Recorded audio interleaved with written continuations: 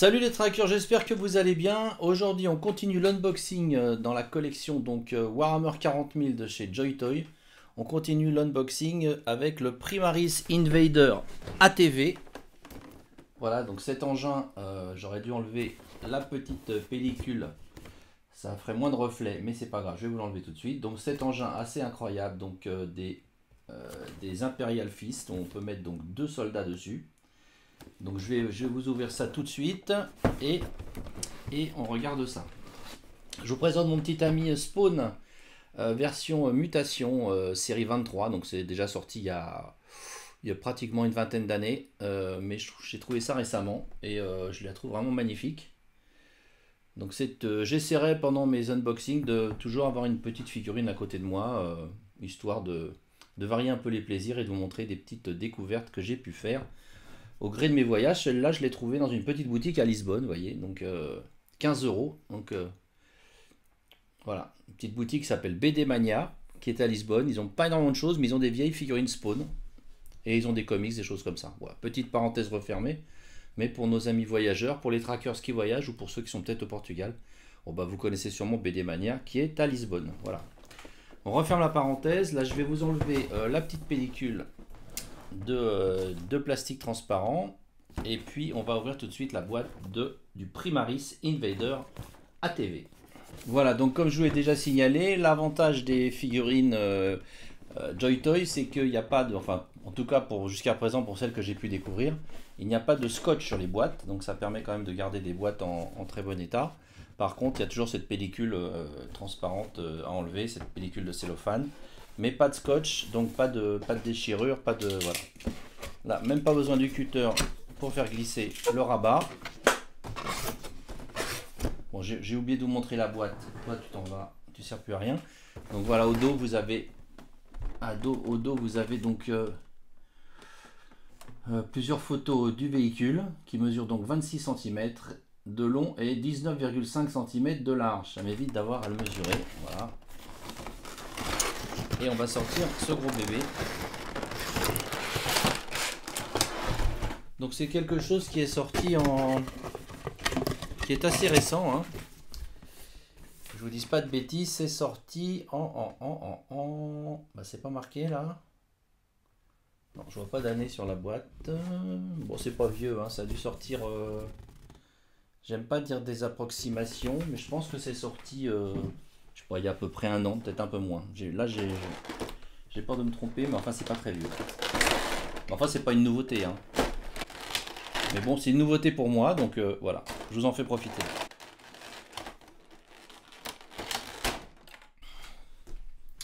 Donc j'enlève ça. Et voilà la bestiole. Je vais vous descendre la caméra, vous inquiétez pas. Je vais l'assembler rapidement et on regarde ça tranquillement. Voilà, donc il y a juste 2 pièces à assembler. Il y a ce gros gun qui, je suppose, se met comme ça. Voilà, et cette antenne. La viande qui sent un peu l'essence. C'est pas possible, c'est plutôt le plastique. Voilà. Et voilà notre ATV. Alors c'est un engin assez original, hein. C'est ce qui m'a plu bien sûr. Car vous le savez, j'aime les figurines, mais j'aime aussi les engins qui vont avec. Surtout quand ils sont futuristes et surtout quand il y a des gros guns. Donc là c'est quand même la totale, on a tout. Et en plus, j'aime beaucoup les figurines jaunes. N'y voyez pas de message, ni quoi que ce soit, c'est comme ça. J'aime les figurines jaunes, c'est pour ça que je suis intéressé à la série des Imperial Fist. Je vous raconte un peu ma vie, mais bon, après tout, on est là pour ça. Donc, bah écoutez déjà, alors je vous mettrai des intercesseurs dessus, des soldats dessus tout à l'heure, hein, pour qu'on voit vraiment comment ça... S'ils tiennent bien dans le véhicule. Mais déjà, je vous laisse admirer le véhicule qui est vraiment magnifique.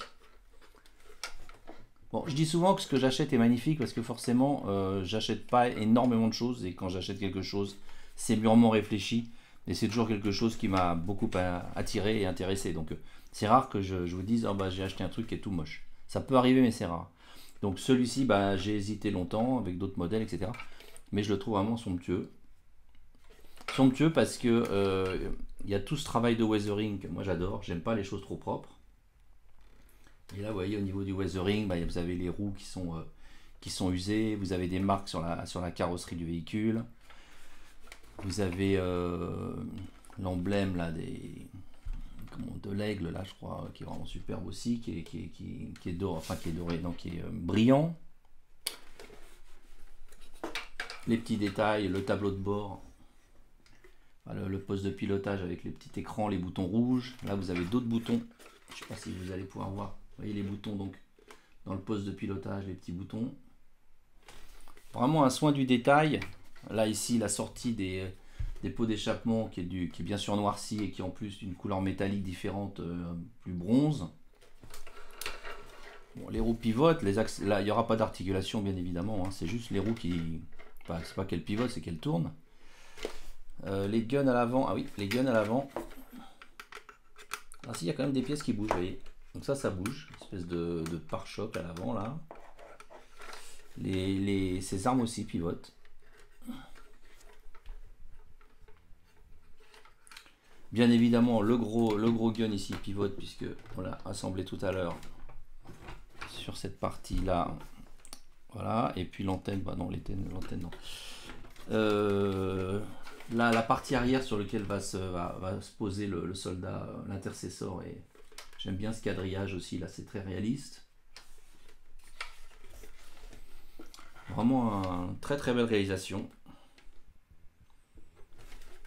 Et encore une fois, un modèle très original. Et puis toute cette partie de weathering qui est vraiment réussie, quoi. Je sais pas, je pense pas que ce soit fait à la main, non sûrement pas, mais ça a été vraiment bien fait. Voilà donc ce beau bébé. Je regarde s'il y a d'autres parties qui pivotent. Ah bah si, les roues, attendez, les roues, je vous ai dit des bêtises, hein, regardez. Si, alors, je sais pas trop à quoi ça sert de... ouais, pour tourner, ouais, je sais pas. Vous voyez, ça pivote pas mal même. Hein. Bon, juste a priori les roues avant, forcément. Oui. Mais ça pivote. Bon.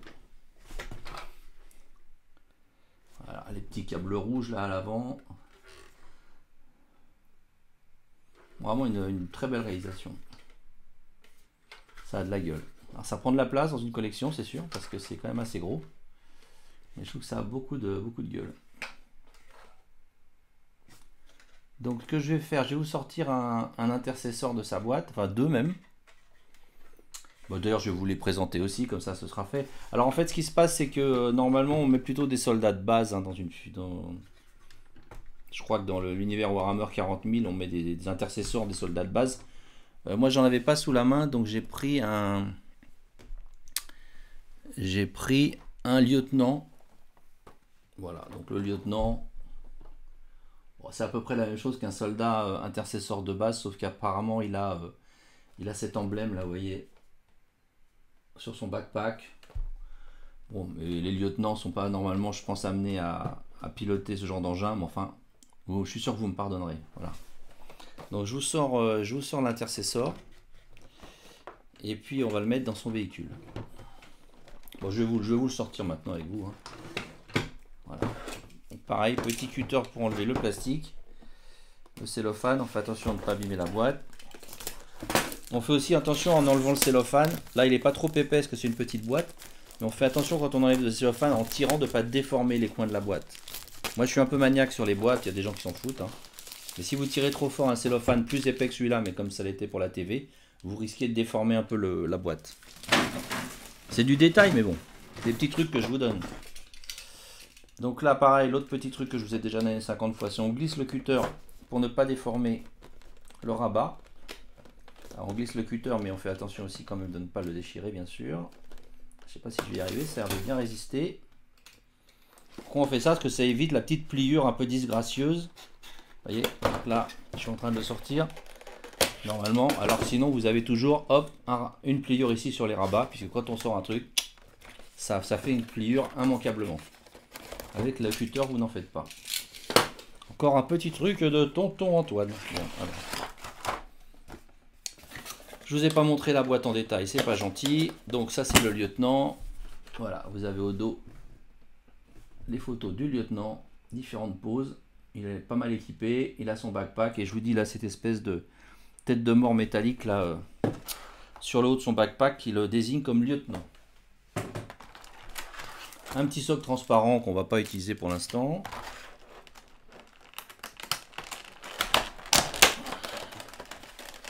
Désolé pour le bruit. Ah oui, il y a une autre différence aussi quand même de taille avec les intercesseurs de base, c'est je pense cet emblème ici, je sais pas comment appeler ça, comment on dirait sur les soldats aujourd'hui, on appelle ça comment, des galons, des médailles, voilà. Bon, enfin bon. Voilà. Puis il a une clé aussi là. Je pense pas que ce soit le cas des intercesseurs de base. Donc quand même des petites différences. Puis il y a cette petite comment appeler, ce petit pagne noir devant là. Ouais, bah en fait il y a pas mal de différences. Hein. Puis je m'aperçois aussi qu'il a un truc rouge là ici. Enfin oui, il y a plein de différences en fait. Bon, donc c'est pas du tout un soldat de base, mais c'est pas grave. Il va quand même piloter la TV. Bon. Au niveau des articulations, rapidement, mais j'ai fait d'autres vidéos sur les intercesseurs. Vous avez toujours une double articulation au poignet. Vous avez la main qui pivote, vous avez le bras qui pivote bien sûr autour de l'épaule. Vous avez également une double articulation au genou. Je vérifie, ouais, double articulation. Et puis le pied pivote. Alors la jambe pivote au niveau de la hanche. Enfin là, elle est gênée par les plaques de métal. Grand écart possible, difficile quand même avec les plaques de métal. Le pied, est-ce qu'il pivote? Il pourrait pivoter, mais il est gêné aussi par ces plaques d'armure là. Donc, et le torse pivote complètement. La tête également, si elle n'est pas trop gênée. Non, elle n'est pas gênée. Ouais, donc, et puis aussi une articulation ici au niveau du torse. Non, il y a pas mal de points d'articulation sur ces figurines. Combien il y en a? Je sais pas si c'est marqué là. Mais il y a beaucoup de points d'articulation quand même pour des petites figurines comme ça. On est sur du 1/18e, hein, donc un peu plus petit qu'une Marvel Legends, hein, qui est du 1/12e, ou un peu plus petit qu'une DC Multiverse, McFarlane et compagnie. Hein, c'est du 1/18e. Alors, on va l'équiper, donc des petits accessoires sympas avec la petite clé là, donc cette espèce de boîte. Bon, je connais pas super bien l'univers Warhammer 40 000. Mais ça doit correspondre à quelque chose dans cet univers forcément. Là vous avez un holster qui est fermé, il n'y a rien dedans. J'ai toujours trouvé ça un peu bizarre les holsters avec rien dedans, mais bon. Parce que clairement le gun, il rentre pas dans le holster. Enfin même si le holster s'ouvrait, je vois pas comment ça pourrait rentrer dedans, vous voyez. Donc quelle est l'idée d'avoir un petit truc fermé comme ça, là, bon, je sais pas. Voilà, donc le backpack dont je vous parlais tout à l'heure, vous voyez, avec cette pièce qui ne doit pas s'en aller, qui est vraiment superbe, hein, avec cette tête métallique, et puis ces pointes là. Toujours un univers très très doux, très sympa, Warhammer 40 000. Donc ça pivote normalement, c'est des espèces de petits réacteurs là. Vous voyez, ça pivote. Un peu froid là, mais ça pivote. J'aurais peut-être dû la chauffer un peu. Donc ça se met comme ça, et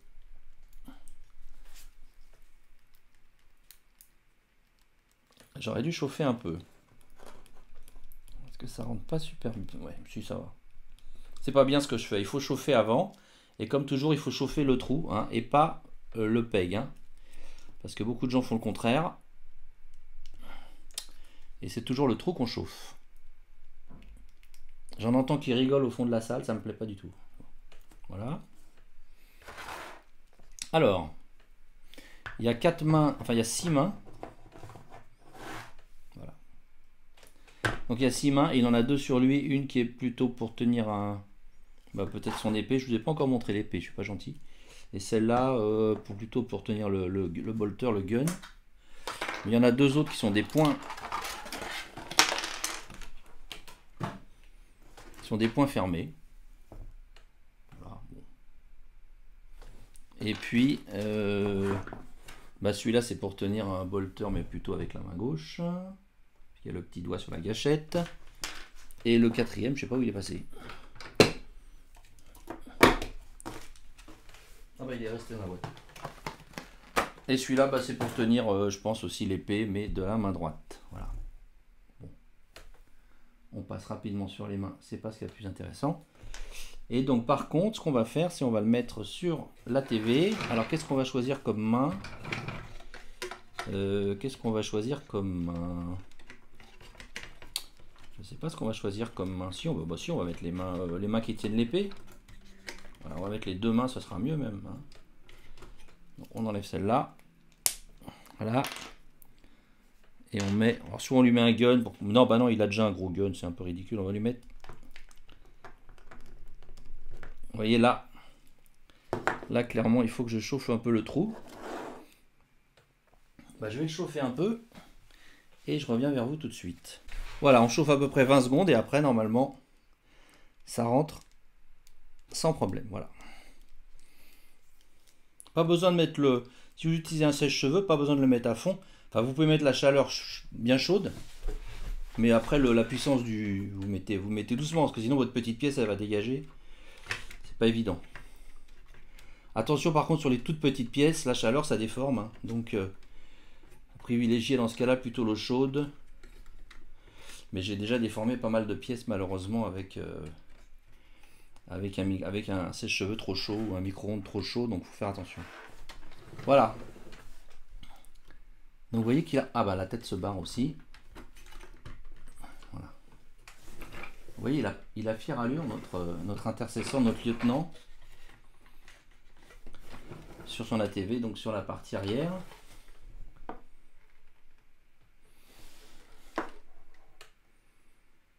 Donc il peut... ouais, c'est sympa. Vraiment bien.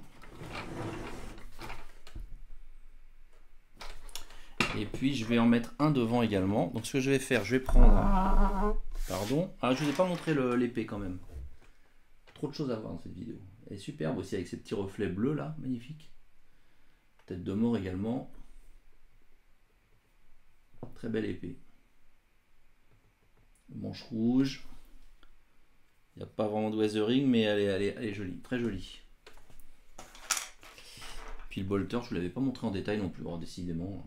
Bah, c'est un métier à la vidéo, hein. Youtubeur, c'est un métier. Hein. Moi, j'apprends encore tous les jours. Voilà. Alors, ce qu'on va faire, c'est qu'on va mettre également un pilote.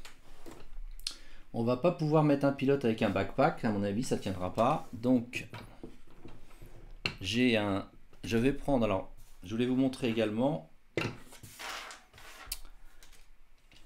la moto.